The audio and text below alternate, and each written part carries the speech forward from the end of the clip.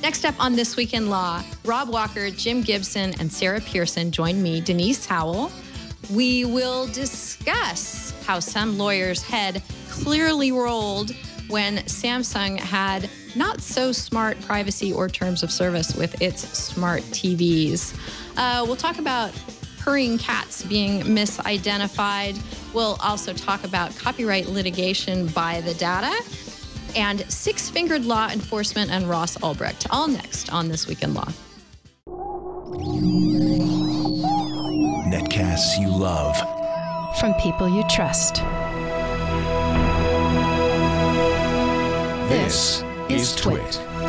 Bandwidth for This Week in Law is provided by CacheFly at CACHEFLY.com. This is TWiL, This Week in Law with Denise Howell and Sarah Pearson.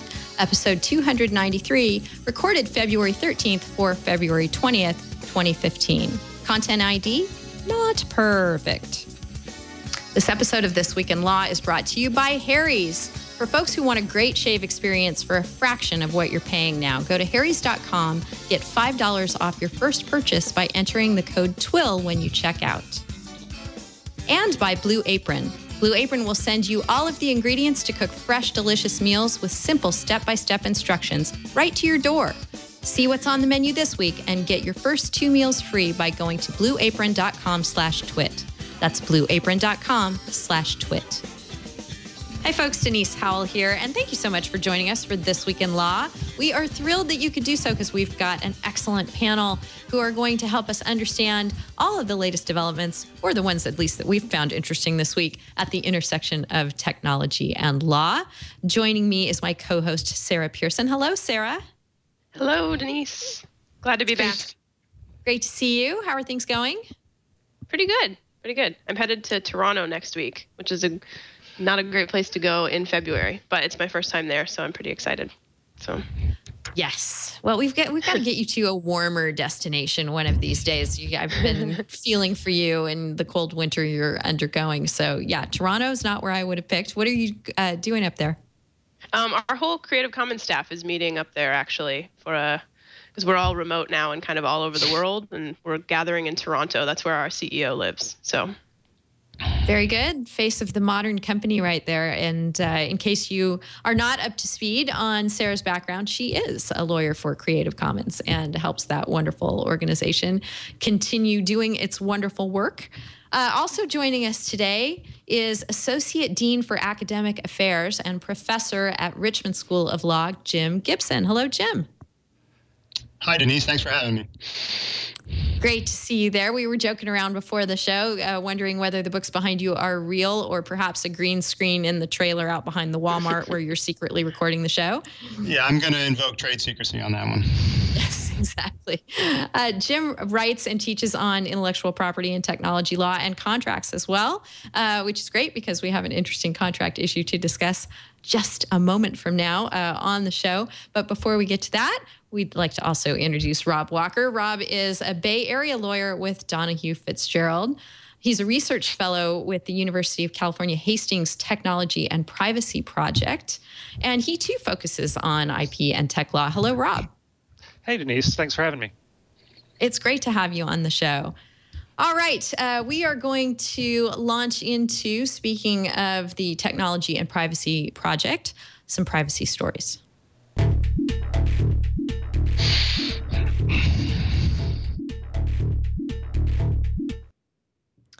All right. So on my mind this week, and I'm hoping it's been on your guys too, is the fact that some poor lawyer from Samsung got him or herself royally in trouble and probably fired. And that would be the lawyer who inserted the language that Samsung had to back off of in the terms of service for its smart TVs.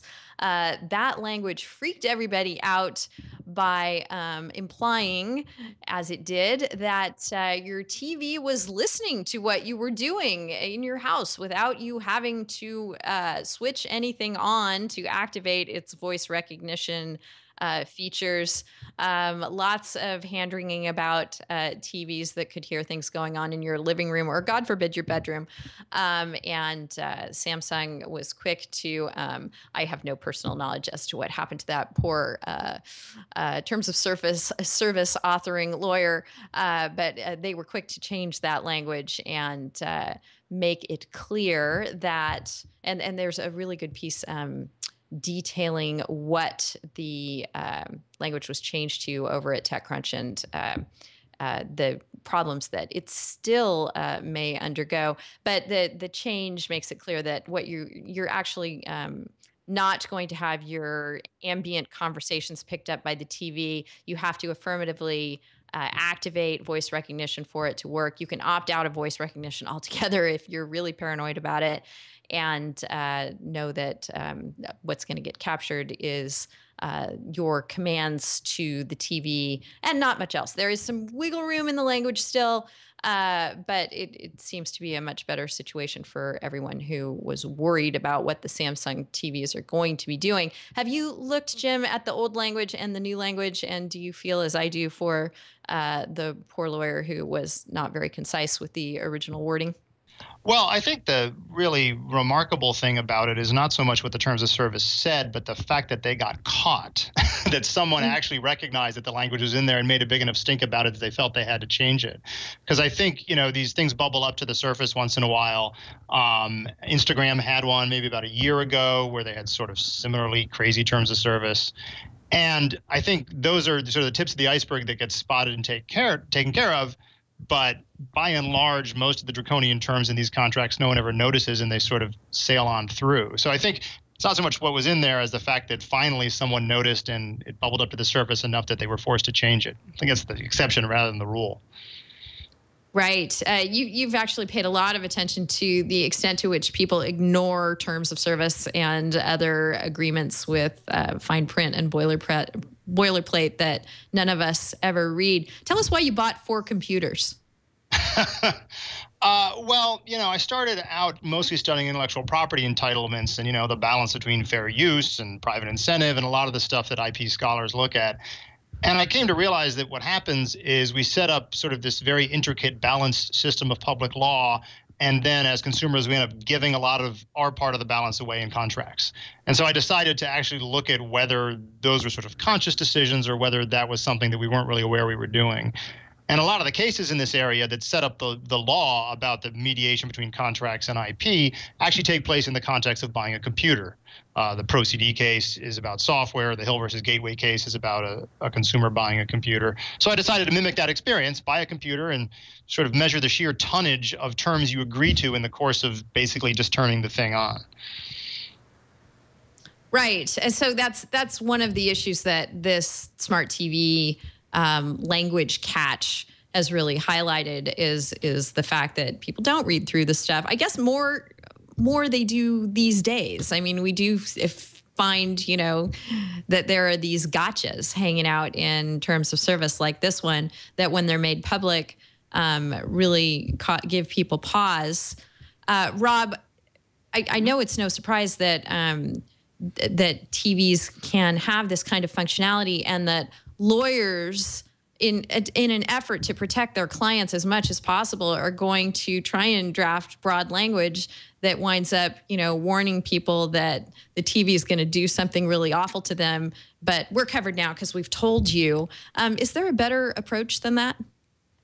Yeah, I mean, it's hard not to feel sympathy for the lawyer in this case because again, as you said, it's the design and it's the engineering decisions that went into the product that ultimately are determining what is and isn't captured and sort of what level of privacy exists. And I think that this is a great example of why privacy by design, which is sort of a buzzword, but I think it's a really great concept that more companies are coming to realize is important to consumers because from Samsung's perspective, they made a lot of decisions here that led to a real a real black mark on them, at least from a public relations standpoint, that didn't need to be the case. I mean, if the functionality had been, well, yes, you have to push the button for then it to start recording, or if they had just built in some other safeguards, then we wouldn't kind of be discovering that all these sort of little tricks were built into the system that only come out when somebody decides to scrutinize the legal language, which, as Jim points out, I mean, nobody reads. And I draft terms of service agreements for various clients, and you just kind of always go, well, is anybody actually going to read this? Well, yeah, they do, and that's what's all scary. Yeah. The microphone position. Right. That's the thing, isn't it? I mean, I draft them too for clients, and even though it's sort of a thankless job when you find yourself put in the role of drafting terms of service. But I know, at least in my case, and I assume in just about everyone's case who's knowledgeable about the fact that these things come to light, you're trying to draft something that both protects your clients and is not going to send the public into an outraged frenzy when they read what it is your client is up to. And, oftentimes it prompts discussions with the client, to try and clarify exactly, what is the functionality? What do you reasonably anticipate it doing? What do you unreasonably anticipate it doing? And, what do we need to cover here? And how can, definitely the client has to be involved in how you're going to cover it with language that conveys clearly what you're doing. And I don't know, Rob. Go ahead. Yeah, no, I think that's a great point. I mean, in one sense, as lawyers, we're all associated to looking for legal risk. But in this case, this is really more about business risk or about public relations risk. I mean, this contract may have covered Samsung for all the potential privacy law violations that could have come out of this. But the question is, it's really about the optics, and that's in some cases a lot more important from the client side than whether or not they're actually going to incur any liability from this, particularly in the U.S., where our laws are not nearly as draconian or really as enforced as they are in some other places with regards to privacy. So I think in this case, the takeaway would be that you have to really weigh all the various ways that this can shake out, and I think that mostly the court of public opinion is the one that you have to draft for. That's going to be the ultimate trier of fact in these cases. So not only does this smart TV gaffe allow us to talk about terms of service and how nobody reads them and how they need to be drafted clearly in an ideal world, but it allows us to talk about the DMCA and how we go through this every 3 years exemption process where people who want to be able to, say, for example, alter their Samsung Smart TV so that its functionality to record them is turned off in ways that maybe they can't access just from the menu structure. You could actually be engaged in a felony under the DMCA if you're circumventing controls that have been put in to prevent you from doing that, if there's no exemption granted to allow you to do it. And we're in the throes of that exemption process right now. Sarah, have you been paying attention to the exemption that might enable you to alter your TV?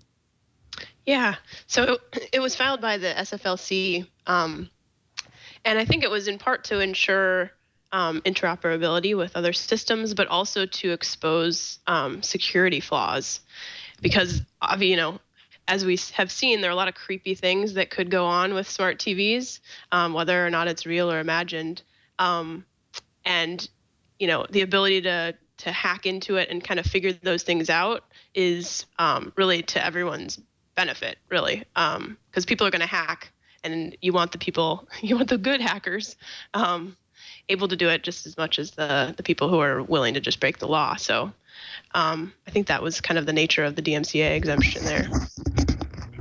Right, and it's kind of a strange situation to be in, because if people aren't going to read all of the terribly dry and boring boilerplate language, then they might not even know what the TV's doing. But assuming that they do, are they really going to go to the trouble, Jim, do you think, to try and alter it? I think probably not. I mean, there's really two responses if you don't like what your TV does. One is to return it, which is essentially sending a signal to the marketplace that you don't like either the technological capability or the contract terms that have been drafted. It's not usually sort of the decision people make, right? They buy the TV because it's big or because of its resolution, not because of the legalese or the, minor technical issues. Mm-hmm. Technologically, your option, of course, is to hack it. And it's a little crazy that the legality of your hacking is essentially something dependent on whether there's some sort of copyrighted good lingering behind the DRM. That's the way that it becomes an anti-circumvention problem under the DMCA. But of course, the reason you're hacking it is not because you want to make copies of the firmware and sell them on the market, right? It's not a classic sort of copyright injury. The reason you want to hack it is because you want that one particular piece of technology in your house to do something slightly different from what its manufacturer designed it to do. So it's very strange that this ends up being a copyright issue in the end. It is strange, and we've certainly been talking about it in the privacy context here. I'm going to put our first MCLE passphrase into the show. We put these phrases in for lawyers and others who are listening to the show for professional education credit in their field.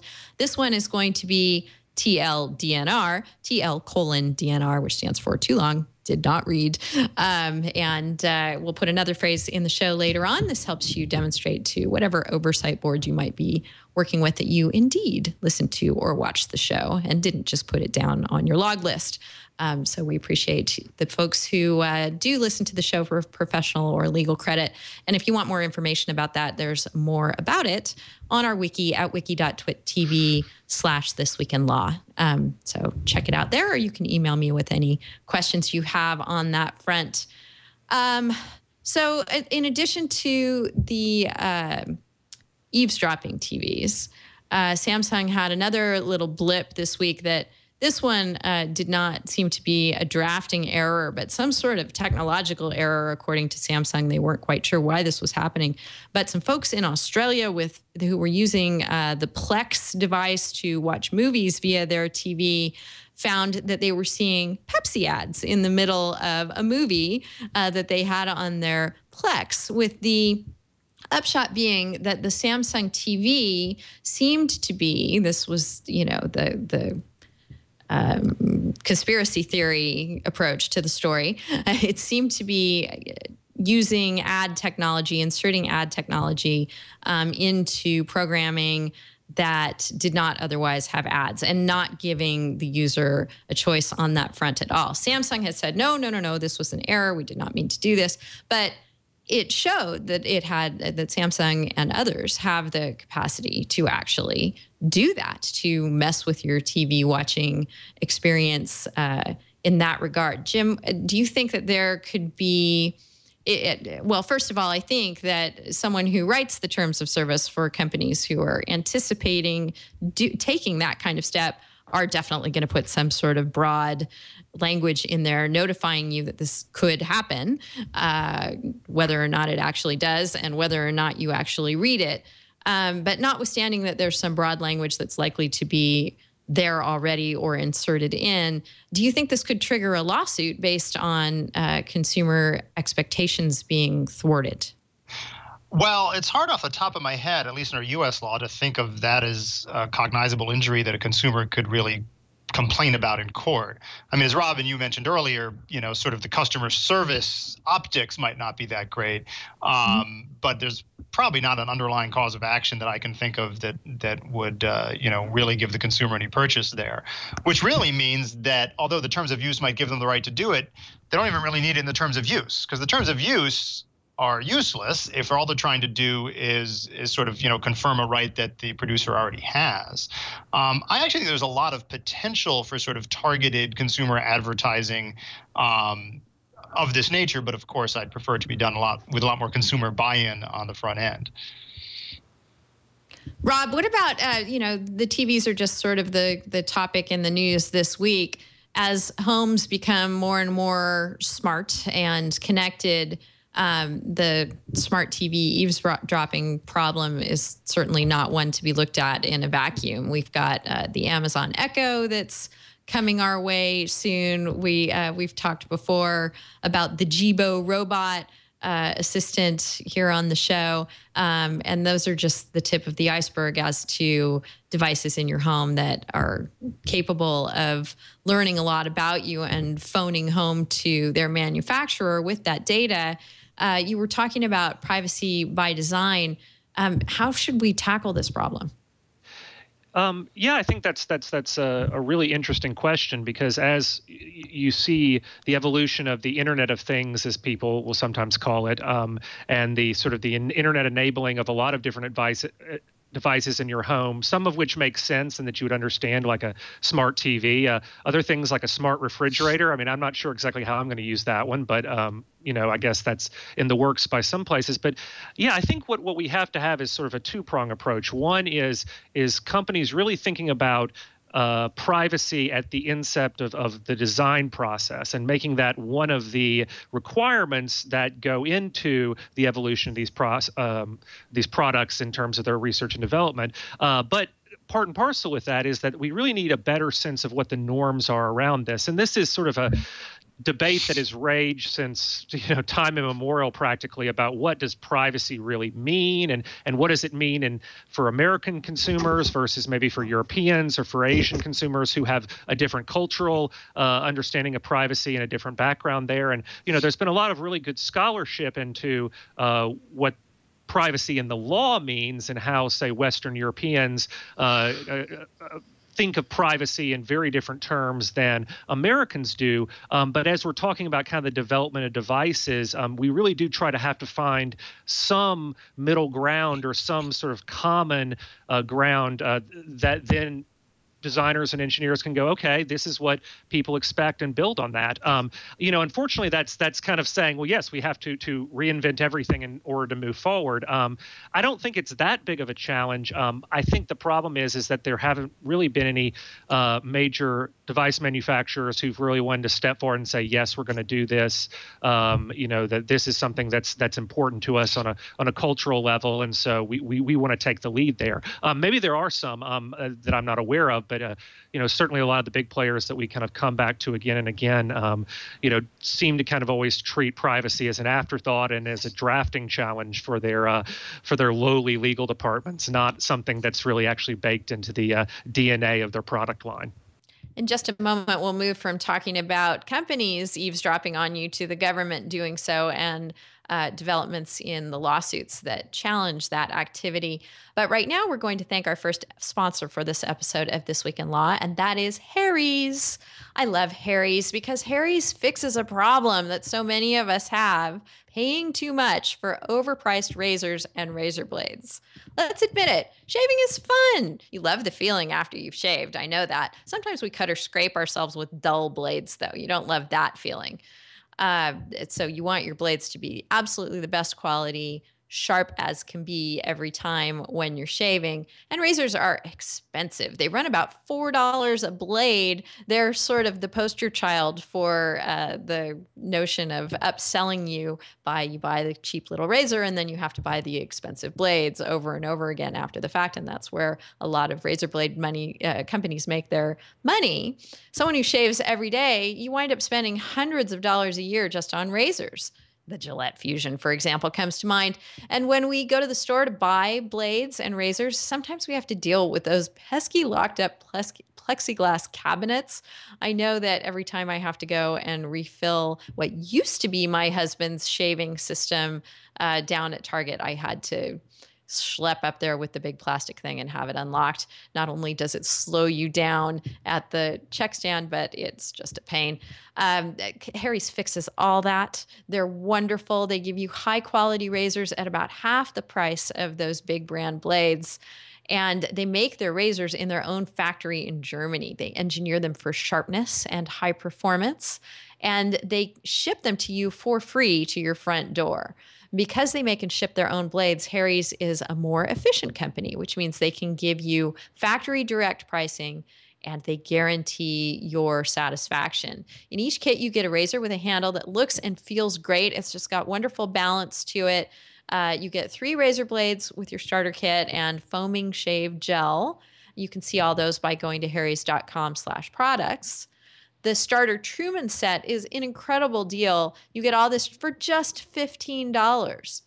Now, I've been using Harry's for a while, and I liked it so much that I turned my husband onto it. Now we both use Harry's. It gives us both clean, close, and comfortable shaves. Of course, we shave differently, but that makes no never mind at all. It works. It's a product that works just as well for women as it does for men. I love the look and feel of the set. As I mentioned, I love the balance of the razor. The blades are wonderfully priced and just, they function great. I mean, I have absolutely no complaints. If anything, I would never go back to the store-bought blade because I'm so happy with how Harry's works. They give you a clean, close, comfortable shave. The price is half as much as the razors at the store that I used to be buying for the both of us. They also have a new aftershave moisturizer that protects and hydrates the skin. Again, wherever you shave, that is an important thing to bear in mind. So don't just take my word for it. You've got to try it yourself. Go to harrys.com and get $5 off your first purchase with the code TWiL, TWiL. That's Harrys, HARRYS.com. And you're going to enter TWiL at checkout. Thank you so much, Harry's, for the wonderful clean shaves, the great products, and your support of This Week in Law. All right, so one of the cases that's been pending about NSA surveillance for some time is the TWiL versus NSA case. And that one is one that came out or was filed before the recent Snowden leaks and information that came out in those papers about what exactly phone companies were doing to intercept customer data and share it with the government. It, like many of the cases before it, had a standing issue that may be dealt with in some of the post-Snowden cases. So this one, like a lot of the other ones, the court looked at it and said, I'm sorry, we just can't see how the plaintiffs in question here have demonstrated that they know they were spied upon. That was a big issue for the court here. District Judge Jeffrey White also threw in that there was a trade secret issue that would have precluded him from ruling on the case, even if the standing issue had been satisfied. So EFF had a couple of blows dealt to it in this case, and you can read more about it on their site. But I wanted to poll our panel here and get their take on the TWiL case. Robert, I'll start with you. You know, I'm actually going to defer on this one because I'm not as familiar with this issue as I am some other things. Okay. How about Jim? Do you want to talk about the TWiL versus NSA case? Well, I think, you know, there's a theory in constitutional law that standing was specifically invented to keep certain kinds of merits of certain kinds of cases from getting to court. And it was invented sort of back in the 30s, probably more for liberal causes than for conservative causes, when a lot of plaintiffs wanted to challenge Lochner-era legislation that attempted to regulate work conditions and that sort of thing. I think, you know, if that was a liberal invention, it's probably come around to bite us in the butt all these decades later, because it's incredibly difficult to know before the suit is filed and discovery occurs whether you're in fact somebody who has suffered from the spying. And so, you know, it almost just turns into a political question rather than a question that can be resolved in the court system. And that's not good for individual rights and privacy. Do you have much faith that these post-Snowden era cases that have been filed will fare differently? I don't really. I mean, one problem, there's sort of two problems, one of which is sort of the discovery problem, establishing injury on the part of any particular plaintiff. The other is that it sort of ties into the point I was trying to make before I had the technical snafu, which is that there's not really a substrate of privacy rights under which you can bring a cause of action. The hook here is really the government's intruding on your privacy, so then there's constitutional issues. But given that there's sort of private plaintiffs in the mix, there's not necessarily a right not to be spied upon by anyone other than the government. Whereas, as Rob was saying earlier, in other cultures, your privacy rights are almost regarded as intellectual property in the sense that they are owned by you, and you have to affirmatively give them up in order to give anyone the right to invade them. Whereas here, except for tax contracts and medical records and student records in some very narrow areas, there's not actually a pre-existing right that's a basis for a suit, which is why we see these things mediated by contracts and by technology so often rather than by some sort of publicly granted entitlement. Were there any other thoughts that you wanted to flesh out regarding our prior discussion about devices and privacy by design? We did have to drop your video there for a second, and I'm not sure you got to finish the thought that you were trying to express. Well, I mean, I think that was basically it. This notion that the reason that manufacturers may have to think about privacy by design, and the reason that a lot of businesses think about privacy via terms of use is because those are the ways we mediate privacy interests in this country. We don't actually start at the consumer level and saying, here are your privacy rights. We assume that those things are going to come out in the wash through technological design and through individual contracts, which means that if people don't read contracts and the businesses don't take the kind of proactive role that Rob was talking about, that privacy rights aren't created in the first place, because if the businesses don't do them and the tech doesn't do them, then the government doesn't step in and do them either. Yeah, and that's. Right. I just want to jump in here. I think it's a really good point that Jim's bringing up here is that in the U.S. our system of privacy law, if we can even call it that, is piecemeal. I mean, it's their variety of federal statutes that cover specific types of records. There's a number of state laws that deal with sort of the common law torts of privacy. But beyond that, there's nothing on the order of what you have in, say, the EU, where you'll have omnibus privacy regulations that are supposed to kind of cover the entire economy and say these are some basic principles that you have to abide by, regardless of the specific industry you're in. In the U.S., we've kind of gone about it the other way and said, no, we're going to find specific problems that exist in particular industries, say healthcare being the best example, and then we're going to address that. And again, this is leading to all sorts of issues because as in the Juul case and a lot of things, well, contracts don't protect you because you probably signed that away in the terms of use that you didn't look at. There's not a cause of action for any kind of private claim, and and then in the post-Iqbal era in the Supreme Court, at least, standing is going to be a huge issue for the plaintiffs. So how we address this in kind of a legal way through the mechanisms of litigation is really hard to see moving forward. I mean, I would expect even in the post-Snowden era that there's going to be the more of these claims that come up, I'd be real surprised if they get past the initial pleading stage. You get to do discovery just because of the high standard that the court set. Yeah.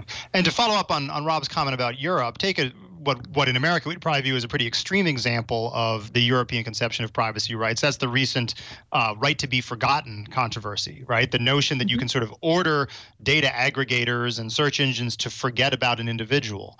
I think in the US that's a non-starter because we don't think about the individual as the one who's sort of initially in control of one's online information. But in Europe, it's not that weird because in Europe, you start with control over your identity to a great extent because of the sort of omnibus privacy conception that Rob's talking about, and then you give away parts of it from there. It's sort of the reverse here, which is why something like the right to be forgotten just sounds crazy to the American privacy conception. All right. Well, we've been talking about copyright sort of obliquely in the context of needing to be able to alter your devices if they are not adequately respecting your privacy. Let's talk about some other more direct copyright issues.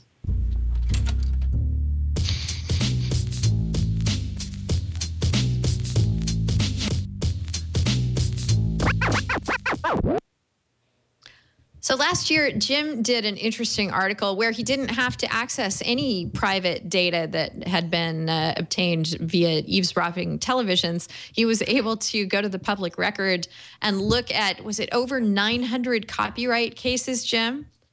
Yeah, something like 983 altogether. Oh my gosh. It was a fun few months of coding. Yes, exactly. And looked at them really from a meta level and tried to find out what we could learn, what sort of trends were going on in copyright litigation in the U.S. Can you tell us what you discovered? Well, this is the sort of thing that in patent law they've done to death, really sort of docket level research. Who sues? Who wins? How long do the cases last? Where are they filed? What kind of works are at issue? But in copyright, the only empirical work had really only been done at the published decision level. What do courts say about copyright when a case, gets to court? So my colleague on the Richmond faculty, Chris Katropri, and I decided to just kind of roll up our sleeves and look deeply into copyright dockets to see what we found. Now, the era we studied was 2005 to 2008, which meant that over half the cases we found were filed by the recording industry against individual users who were engaging in file sharing. That was the big era, if you'll recall, when that was the kind of case that the recording industry bought in the thousands. So those weren't that surprising, although that era has somewhat ended. What was really interesting was that of the other kinds of cases, they weren't really the kinds of parties and claims that we would expect. A lot of really small firms or individuals brought the case rather than, say, like a big multimedia conglomerate. A lot of the kinds of works that were sued over were not the classic works that you think of as at the core of copyright, like books and movies, but were stuff like industrial design, textile, and fabric. So it looks like the kind of stuff that filters up into court in copyright cases is not necessarily the kind of stuff that we think about as being at the core of copyright's purpose, sort of creating an incentive for commercial exploitation. Sarah, I know you took a deep dive into the article. Did anything strike you as particularly noteworthy? Yeah, I guess it's interesting, that particular takeaway from the article about how these industries that are kind of at the periphery of copyright are really involved in copyright litigation. Initially, that struck me as kind of surprising, but I guess the more I thought about it, I think it kind of makes sense in a way because it's at the edges where there's more uncertainty that you would have a need for litigation. So where the claims to copyright are stronger and more established, you arguably wouldn't need to go to trial. So I guess I kind of came away thinking that maybe that initially surprising or seemingly counterintuitive takeaway is actually kind of makes sense. Yeah, I think that's exactly right. And I also think that a lot of the industries where copyright is more the bread and butter are industries with a lot of consolidation, a lot of repeat players, where a lot of the action probably takes place outside of the courtroom through sort of established relationships and licensing schemes. It's important not to look at copyright litigation and think this is what happens in copyright everywhere, because a lot of the action obviously takes place outside the courtroom. Absolutely. Yeah, I mean, there's the whole permission culture in Hollywood and some of the really entrenched copyright industries where the default is just to ask for permission for everything, whether or not you need it. And that's probably part of it too. Yeah, I think that's right. Jim, I know we're talking about 2005 through 2008. Creative Commons was in existence then. And as Sarah mentioned, permission culture is becoming more and more of a factor in being able to reuse copyrighted works. Do you think did you see that impact in the data that you looked at all? Or do we still need to wait for that? Well, I think actually one of the beauties of a Creative Commons approach or an open source approach is that it actually doesn't bubble up into litigation very often. I mean, open source software licensing schemes have been around for a very long time, but there's very, very few reported cases involving disputes over those kinds of licensing schemes.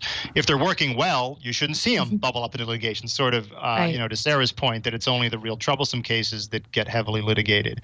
I think Creative Commons and open source is really part of this what they call operating in the shadow of the law, right? The clearance culture, the permission culture, and I think it's done a lot of good work there.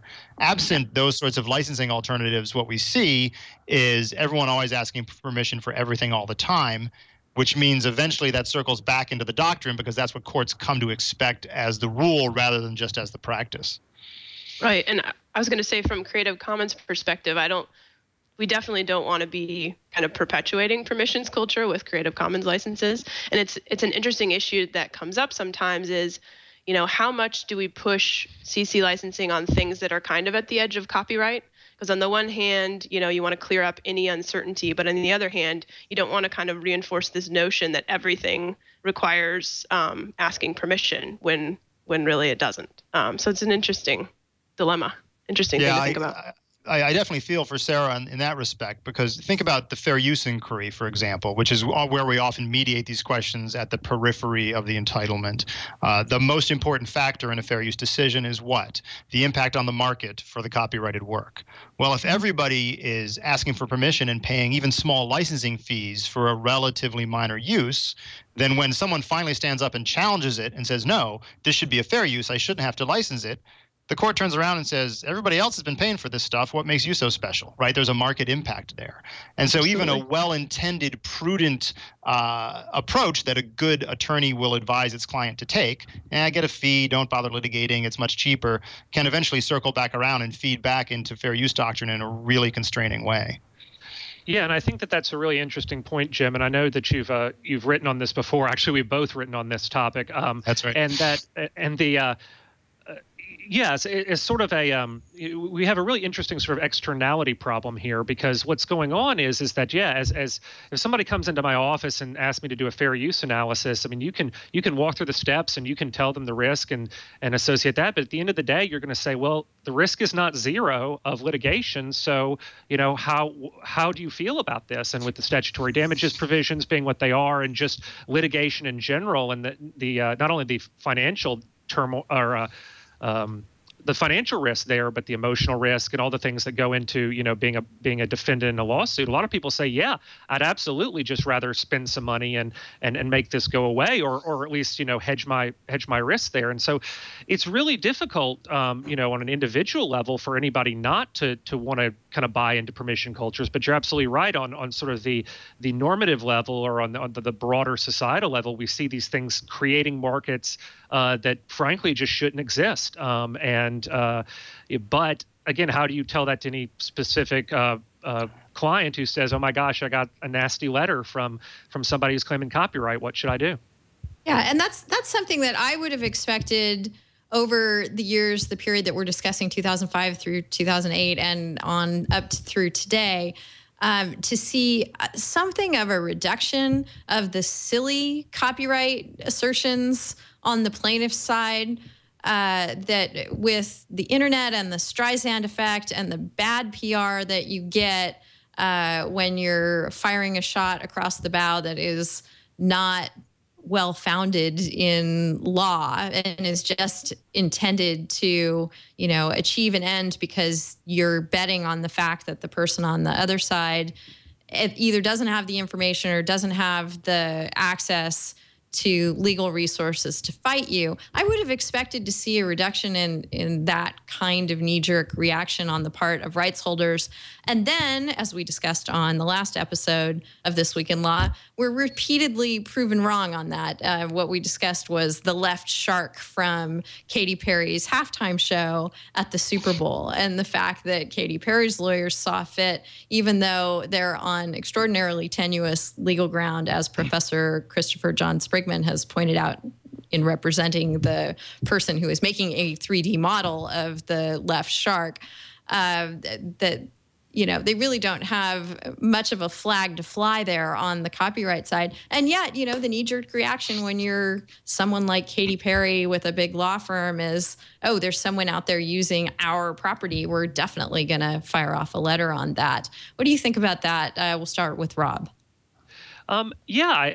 It's really unfortunate, because as certainly an idea that's not original to me, but a great quip is that, being right is free, proving you're right takes legal fees. And the way that a lot of these letters are structured, at least the ones that I've seen, is that, the demand is very specific, and it's at a price point where somebody just is not going to lawyer up. And there are a number of really big players in various markets who have made a very good business of just doing this, of going out and making unfounded demands, but making them at a price point where it's not going to work. It's not worth it to retain an attorney even to respond. And so, I'm not surprised that this happens. The Katy Perry one is really a little bit bizarre to me, because I'm not sure, what her counsel was thinking there, or particularly given, given who she is and given the the very public nature of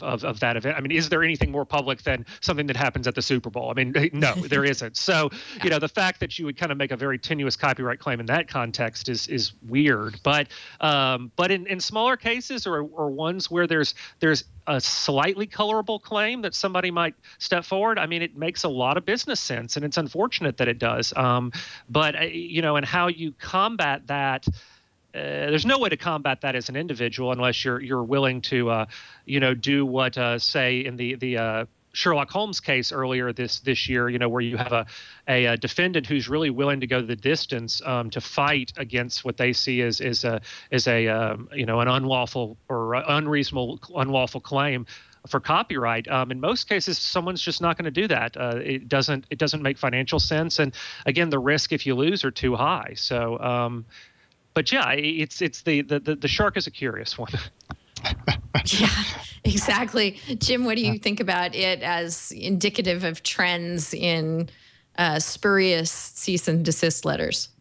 Yeah, I mean, the left shark one is kind of a funny joke, and I think they made a bad mistake in messing with my buddy Chris Sprigman, who's obviously been taking him to town in a really public way. But two comments on sort of whether the internet has a moderating effect on these sorts of claims. The first is I think we got to be really careful about sort of this availability heuristic. We see a couple cases like left shark or like the Samsung case we talked about earlier today that make the company look really bad and have to retreat. I hope that's where the left shark case is going anyway. But that's just what we see, right? My sense is that there's actually a ton more cases where that doesn't happen and that people do roll over. And so we sort of comfort ourselves by looking at the few victories on the part of the folks who are resisting the ridiculous claims because we don't observe the vast majority of times when, in fact, that's not the outcome. And the second thing is, I think that the internet in making so many people empowered to be creative and share their creativity, which is great, which is sort of, you can sit like we're doing in separate rooms and put on a cool show, that's great. But I think it also gives people an opportunity to feel a sense of entitlement about doing that. You're a lot more exercised about someone exploiting something that you view that you've created if it's something you've already shared with the public through the internet. And so I'm not sure that overall spurious claims fall because I think there's a lot more potential for spurious claims to arise in the first place, given that anybody can be an author or publisher in today's digital world. Yeah, excellent point. And teeing up our next story along those lines, I'm going to go ahead and put our second MCLE passphrase into the show, and it is "take down that purr." And that refers to our story here. Every now and then we like to highlight how it's not only waiting around to get the spurious cease and desist letter from a lawyer. Human lawyers don't even need to get involved when you've got the content ID system over at YouTube deciding that your 1-hour video of your cat phantom purring, which, according to Ernesto over at Torrent Freak, who wrote this up, never went viral, but it had its own, niche audience. There are people who really might be soothed or entertained by the 1 hour of the cat purring. It was cranking away, doing all right, and the kind of thing you would expect to populate YouTube. In fact, precisely the kind of thing you would expect to populate YouTube, until the Content ID system got involved and decided that the cat purring actually matched something that had been uploaded to Content ID and needed to be taken down. So I really put this in the show to be able to put an entertaining MCLE passphrase in and give us something entertaining to talk about. But it is indicative of the fact that Content ID continues to not be a perfect system. Rob, do you have any thoughts about that? Yeah, I mean, it's I just think we need to be very careful in cases like this about the considering salience, because I mean, YouTube, the scale of the amount of content that's put up there versus the number of incidents where we have ridiculous stories like this occur. It's the system itself. Actually, I would wager to say is actually really, really good, but it's not going to be it's not perfect, and can't be perfect. I mean, I don't know of anything that is. Even when you hear engineers talk about 5 nines and all these sorts of various phrases for reliability, but I do think that perhaps there's some value in the fact that it's not perfect insofar as discussions about this do continue to raise copyright issues to the level of public consciousness. They do kind of have a shaming effect, at least in this case, on the whomever made the DMCA takedown notice, or excuse me, I guess this wasn't a DMCA takedown notice. This just was content ID flagging it. Yeah. But it does sort of keep maybe it keeps some spurious claims at bay in the sense that if you have a system that isn't perfect, and there is the potential for people to have some embarrassment that comes out of that. I mean, it really does kind of keep us on our toes. But yeah, I mean, it's always fun to talk about these things, but it's hard to really think about them as being anything more than pretty extreme outliers, at least so far as I can tell from what Google's released about the data on Content ID. Right, maybe Jim has something different. Mm-hmm. You could look at this story as a story of the failure or of Content ID, or you could look at it as a story of the success of it, because while we wish that it wouldn't flag purring as copyrighted content, at least here the maker of the video was able to file a dispute and notify both EMI, I guess was the rights holder whose content was matched, and YouTube that a mistake had been made. And ultimately it was rectified. But like I said, maybe it should never have happened in the first place. What do you think, Jim?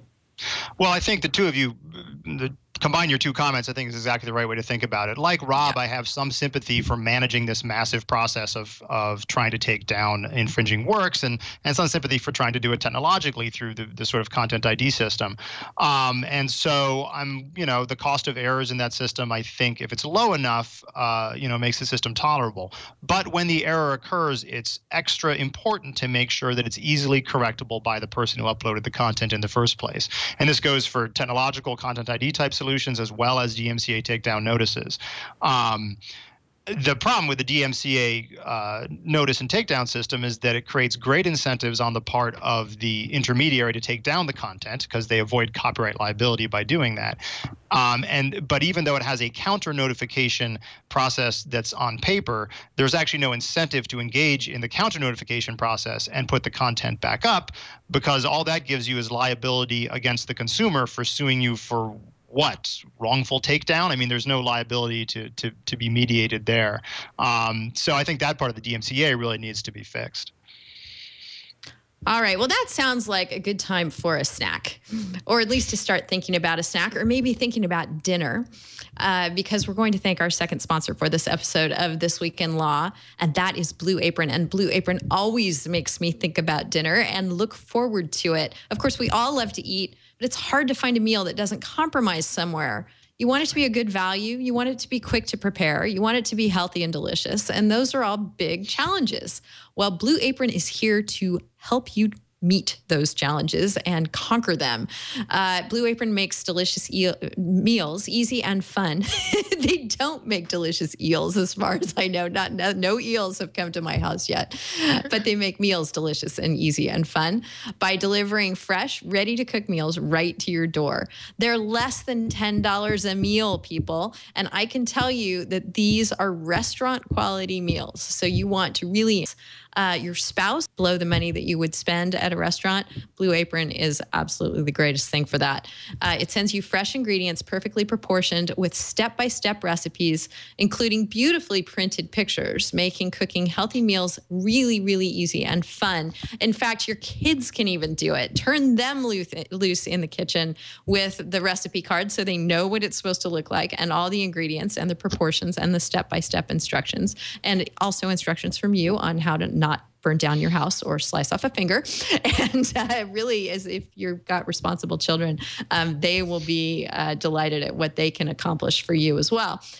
Each meal is balanced and has merely 500 to 700 calories per serving.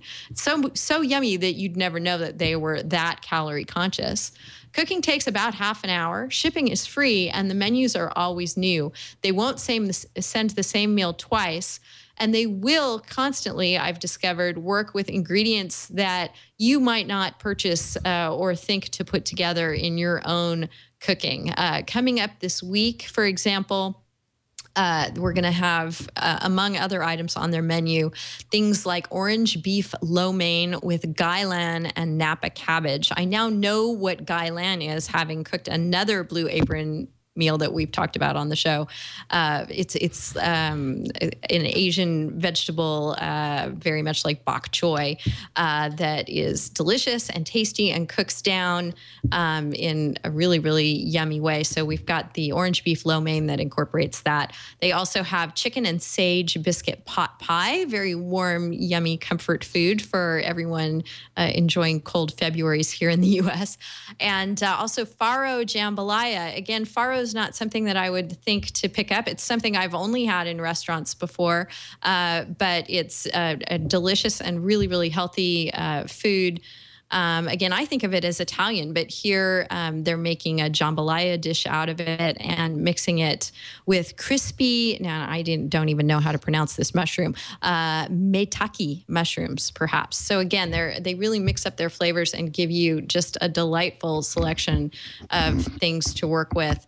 You're just going to love it. You have to try it. There's no better way than to try it and see for yourself. And guess what? You're going to be able to get 2 meals for free by going to blueapron.com/twit. That's right. 2 meals absolutely free just for going to blueapron.com/twit. Blue Apron, it's a better way to cook. Check it out. Thank you so much, Blue Apron, for the delicious food and for your support of This Week in Law. All right, now that we've gotten ourselves hungry, let's talk about some red meat, I guess, for lack of a better transition there, to talk about Ross Ulbricht, who was convicted last week of all 7 charges that he was indicted on. The jury had very little trouble in finding that he was indeed Dread Pirate Roberts and convicting him as the mastermind of Silk Road. So I wanted the chance to bring that up. We didn't get the chance to talk about it in either of our other 2 recent shows. So it is noteworthy. I think there were people who wondered, how the evidentiary issues were going to play out in that case and whether the government was going to be able to use information that it had obtained on servers belonging to Ulbricht. Ulbricht's defense team never really raised that Fourth Amendment challenge in an effective way, made a decision that it would be detrimental to him to actually have to say, well, yes, we owned those servers, and so therefore we can assert that they should not have been unreasonably searched. That may have tied their hands a bit. But regardless of what happened here is Ulbricht is going down. So, Jim, any thoughts on this or the state of the dark web in the wake of Silk Road? Certainly not an expert in these sorts of prosecutions. What it brings to mind for me as an IP lawyer and an IP scholar is the real importance of keeping criminal law and civil law separate. If it turns out that a guy is running an online anonymous, drug distribution network, I have a lot less sympathy for him.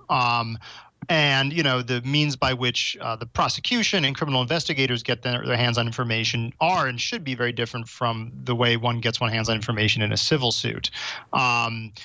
But, there have been pushes to make copyright law, for example, a lot more of a criminal law matter than has been in the past. The Net Act from the late 90s was maybe the first real salvo in that direction.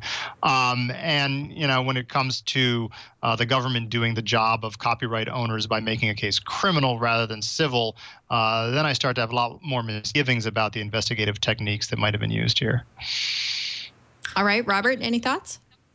Yeah, I think I think that this is just a really fun case in the sense of, just the absolute orgy of evidence that they stumbled upon when they caught him on the laptop and logged in to the master account and all these various things. But, for somebody who's not engaged in criminal activity, I think that what this really brings up as a question is, where do your servers live?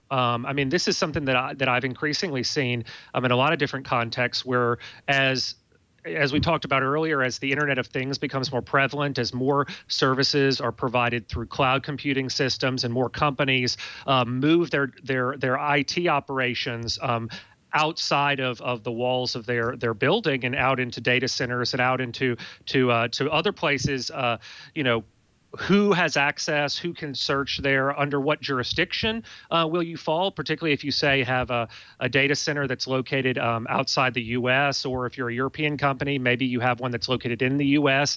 Does that violate European privacy law? I mean, there are all sorts of issues that come up as data migrates out into the cloud, and I think this is just a really interesting case to kind of put that in perspective. The idea that somebody could get a search warrant on your servers that are located somewhere that you may not have in your possession. You may not actually know that the servers exist, or even if you know that they exist, you don't know exactly where they are. I mean, it's a lot of questions that legitimate players need to take into context. And so this isn't just a question for the criminal masterminds of the internet, but probably something that a lot of companies should be paying attention to.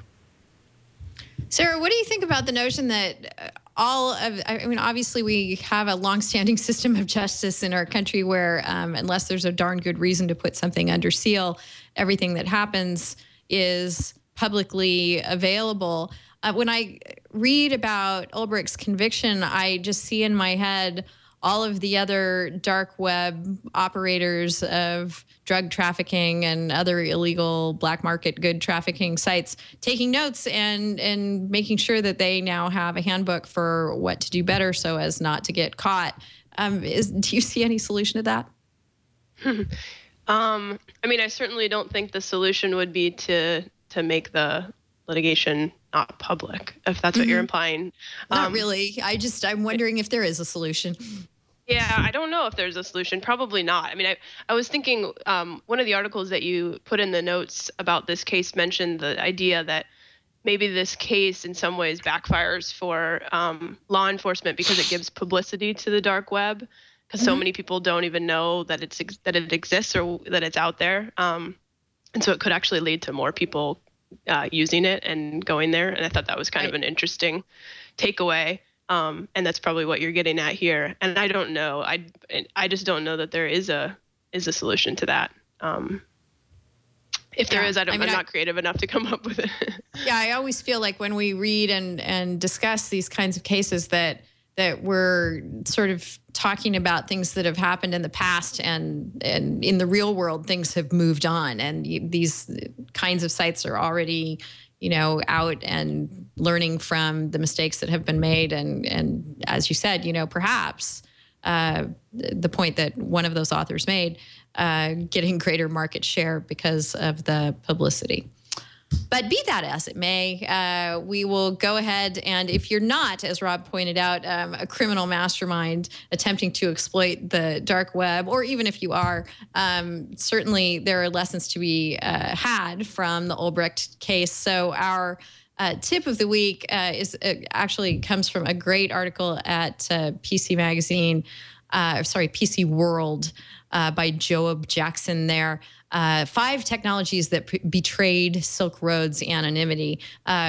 Joab went through the record and the evidence that was put in against Ross Ulbricht, and picked out really the 5 ways that he went down evidentiary wise, and the things that really were able to sway the jury. Some things that people might consider quite secure, and I think Ross Ulbricht probably did. Things like thinking that Bitcoins can't be traced back to you. In this case that we saw, that the prosecutors found it trivial to track profits from Silk Road as they were transferred to wallets used by the online market to wallets on Ulbricht's laptop. And really it was just kind of a follow the money thing. And using Bitcoin didn't shield him. And again, none of these particular items might have been enough to convict him on their own, but altogether they created the evidence that the prosecutors needed to show that he was guilty to the standard of proof that was required. Ross Ulbricht kept the chat logs from Silk Road on his computer, even though there was an option in Tor Chat to keep the logs from being saved locally on your computer. That option was turned on to save them, and so We'll never know why that was the case, but it seems like sort of a silly thing to do if what you're trying to do is have your conversations be secure. The encryption, as Rob pointed out, you might be lulled into a false sense of security if you're saving data onto an encrypted hard drive. But here, the law enforcement officers who apprehended Ulbricht working away in a public library got him with his computer open and logged in before he could shut it. He had his back to them, as he had so frequently admonished people who worked with him they shouldn't do. And they nabbed him, and they got right into his computer because, of course, he was logged in. Also, the prosecutors were able to draw connections between his personal both email accounts and Facebook accounts and things that Dread Pirate Roberts had been known to do. They were able to match up travels in Thailand with travels in Thailand that Ross had actually posted to his personal Facebook page, etc. So things not to do if you're trying to stay secure is what's the takeaway from this trial in the PC World article that you can find at delicious.com/thisweekinlaw/293, along with everything else that we have discussed this week. Our resource for you this week is kind of in keeping with eavesdropping TVs and everything else. I got this from Doc Searles, who shared it with the VRM discussion list, and it's a great article. It's not brand spanking new. It was initially published by ProPublica on June 13th, 2014, and it was updated last year. But it's a comprehensive piece on everything we know about what data brokers know about you. And it goes through and looks at exactly what sort of information is being gathered by data brokers, how is it being gathered, who are you interacting with in your daily life, who is selling your information to data brokers, the special treatment that health data gets, and how health data nevertheless can still be collected about you. So it's a really nice piece if you're interested in just kind of knowing what is available out there about you and having, I guess, a sleepless night over that. You can go ahead and check out this ProPublica piece. Anybody have any final thoughts about anything we've discussed today? Sarah, I'll start with you. Oh, I was just thinking that I have to read that article and get even more depressed than I already am after today's shows about the state of privacy in the U.S. in particular. I think we have a lot of work to do. But no, after you do that, be sure to queue up a video of cats purring, because it will help. That's true. That'll help me sleep. Yes. Even though the fact that you watched it is logged and registered somewhere. Jim, any final thoughts before we go ahead and wrap the show? Well, I have to say that your talk about Ulbricht being caught with his laptop open and logged in it strikes me as like the 21st century equivalent of the old rule in criminal procedure: don't get arrested in your car. Because if you get arrested in your car, everybody in your car and everything in your car is as screwed as you are. I guess the 21st century equivalent is don't get arrested logged into your laptop, because then, all the hope you have of protecting any of your private information from law enforcement is pretty much shot to hell. Good point. Rob, how about you? Yeah, I'm just kind of sad that he didn't really live up to the Dread Pirate Roberts moniker. I mean, I had just such higher hopes for somebody who would take that on as their name, that they'd be actually the criminal mastermind he claimed to be, and it seems like he wasn't in this case. So, but I guess as joking aside, it is a good point for anybody who's involved in, using the internet. Your activities are not private, and there are lots of ways to get at information that you might think is private, and it's pretty scary, pretty scary world out there in cyberspace. So, unfortunately, that's where we are at this point in time. But hope that things will be better in the future.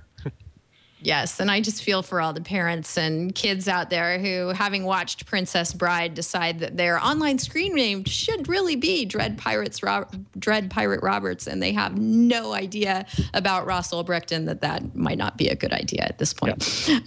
Well, and the fact that you picked As You Wish for his password didn't help either, you know. No, no, not at all. Not at all. Yeah, rumor has it one of the arresting officers had 6 fingers on one of his hands. All right. On that note, we will go ahead and wrap this episode of This Week in Law.